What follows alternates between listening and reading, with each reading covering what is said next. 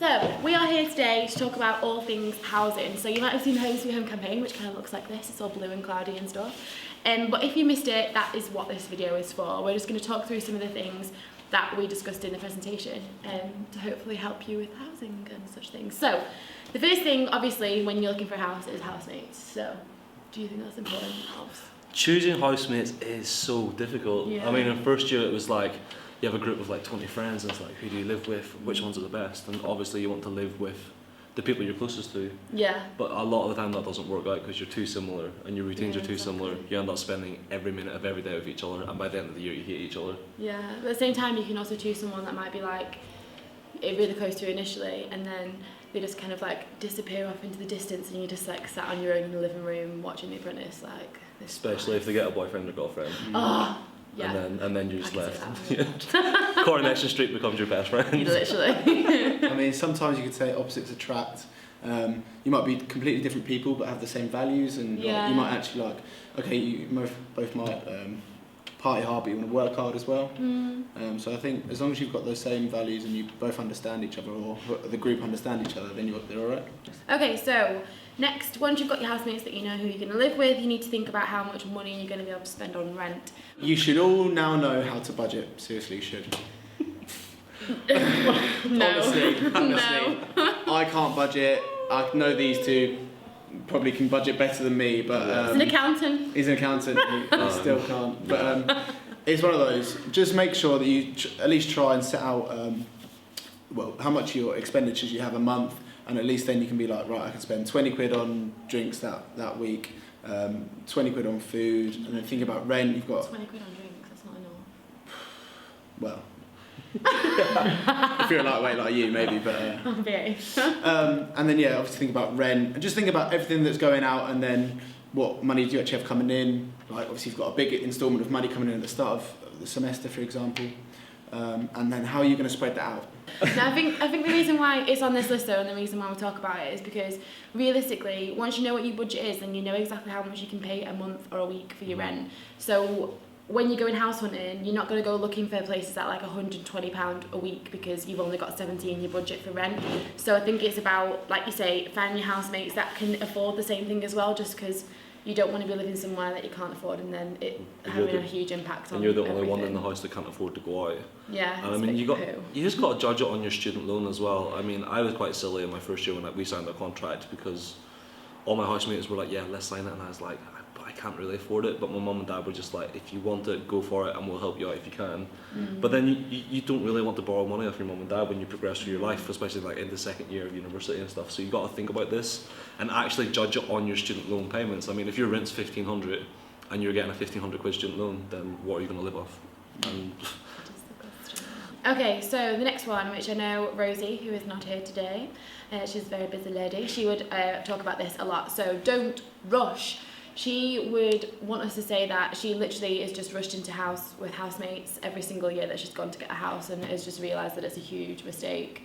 You know, signing the contract, not looking, just panicking and running somewhere, or even being like pressured like by landlords and stuff and letting agents, which can be a thing. You know, it's not all landlords and letting agents that do it, but sometimes they're like, oh, well, the next group's coming in a minute and they might get it before you, so then you're like, shit, need to sign the contract, oh my god, I'm not going to have a house. So it's all about just like stepping back and being like, do I actually need this house? No, I don't. Maybe there's another one.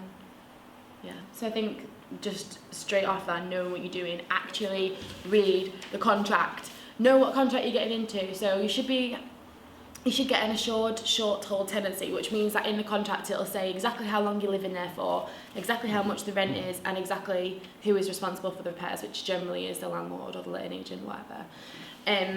But yeah, literally sit there with a highlighter and just go through, just so you know exactly what you're selling yourself in for, because there can be really sneaky clauses in there that say like no prams in the house and, you know, don't walk too loudly. Like genuinely things like that can be snuck in there. So just make sure that you know exactly what's in there before you sign it. A big one for students is the number of people allowed in houses and overnight guests, which, I mean, everyone's probably, or most students are probably the same opinion that they can have whoever they want in their house. But I mean, if you've signed a contract that says you're allowed 8 people in your house, then realistically you got to adhere to your contract as much as you don't like it. So I mean, you got to think about all these things. You got to remember you're a student, and if there's stuff in the contract that's going to go against your student values or your student life or how you live as a student, then don't sign the contract. I mean, contracts are a big thing and people don't realise these are legally binding contracts. I know I'm going to sound like a boring old man what I said, but when you sign that paper, you are liable to pay that share for however long that says. And you also got to remember is in halls you're paying for, I can't remember, is it like 39 weeks? Whereas in most contracts you're going to sign are going to be close to 52 weeks. So you're paying a lot of extra money. So know what you're signing. Yeah, and on that, don't worry if you don't know what you're looking for either. Come and speak to the advice team, speak to parents, speak to friends, second and third years who have read through contracts before. And know what they're doing. And know what they're doing. Deposits. So, deposits are a sum of money decided by the landlord. It's generally about 4 weeks worth of rent that they'll make into like a deposit. So you'll pay that to the landlord initially, and then they have 30 days to put it into a deposit protection scheme. I think there's a few different ones that you put them into, but basically this different company will just take it out of your hands and obviously out of the landlord's hands as well and protect it until you're ready to move out. Obviously that doesn't mean that you're entitled to the full amount back, because obviously if you've like broken all the walls down, which is a bit crazy, but you know what I mean, if you've like broken the house, just broken the walls down, then you're also not going to get the money back. But either way, it's protected, so no one can touch it. Yeah, I think that's kind of it. File it. With all your documents, if ever you have an argument against your landlord, you want to have as much evidence as possible to back up your case. Would you agree? I would definitely agree, because you can avoid disappointment with all that at the beginning. Do an inventory, take a picture of the house, even when you're going to view it, so that when you actually sign the contract and you might see the house again, you can go in and check, oh, has any of this changed? Am I still signing for the exact same house that I saw a few weeks ago? Blah, blah, blah, blah. Yeah. Okay, the last point, I think we've mentioned it loads, is just don't settle for anything less that you're happy for. Don't be pressured into it. If you don't want to live there, don't bleed and live there. Steve said like earlier that this house is always left till literally the week beginning, like before Freshers Week. So just don't rush. Like I wrote at the beginning of this thing, it's really cringy. I'll read it to you. It says, imagine you're in a supermarket but for houses. You're just leisurely perusing through the aisles and having a gander at all the available items. Blah, blah, blah, blah. Right, okay, so it's really cringy, but it's just to make sure that you get the point. Because think about it. If you bought a top and that top had like a little snag in it, you're going to return it and you're going to get a new top. So basically the point of it is, if there's like damage to the house, why the hell would you even buy into it? Like, because you don't want to live somewhere that's damaged, you don't want to... Yep. You get what I mean? I agree. I'm trying to... Yeah, and chances are, if you move into a shithole, you're not going to want to keep it clean, and you're going to leave, and you're going to get charged. I agree. Find somewhere nice and try and keep it nice. Yeah. It's really simple. People don't realise that housing has such a big impact on your student experience. Huge. And student experience is such a buzzword whenever you come into students' unions. But it's so important. I didn't realise this. We signed for a house at Bacusti, blah, blah, blah, blah, blah. We ended up living in the arse end of nowhere. And we weren't great tenants, and we didn't really get on with our landlord, and it just didn't work out that well. And it had quite an impact on our assignments and just wanting to get up and go to university. I mean, you feel down quite a lot of the time.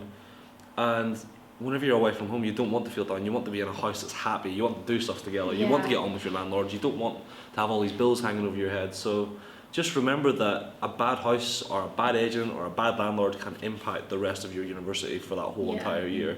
I mean, housing can be a great experience, and we've all had great experiences with houses. Amazing, yeah. So it's not about scaring you not to get a house. I mean, please go out, find a nice house and have fun. That's what it's all about. So, yeah, have fun, choose a house wisely, and choose your housemates very wisely. Cool. Have a nice day!